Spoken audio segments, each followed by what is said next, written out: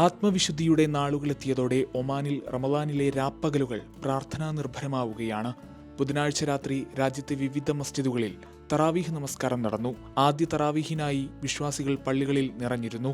Oman ഭരണകൂടം നൽകുന്ന ഔദ്യോഗിക തൊഴിൽ സമയ ഇളവുകൾ പ്രാർത്ഥനകൾക്കായി കൂടുതൽ സമയം കണ്ടെത്താൻ വിശ്വാസികളെ സഹായിക്കുന്നുണ്ട്.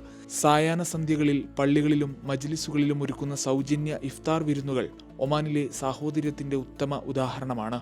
ഒമാനി ഹൽവയും കാവയും ഈത്തപ്പഴവും വിളമ്പുന്ന ഇഫ്താർ വിരുന്നുകൾക്ക് പ്രത്യേക സൗന്ദര്യമുണ്ട്. പാവപ്പെട്ടവർക്കും പ്രയാസമനുഭവിക്കുന്നവർക്കും സഹായമെത്തിക്കാൻ ഭരണകൂടവും സന്നദ്ധ സംഘടനകളും സജീവമായി പ്രവർത്തിക്കുകയാണ്.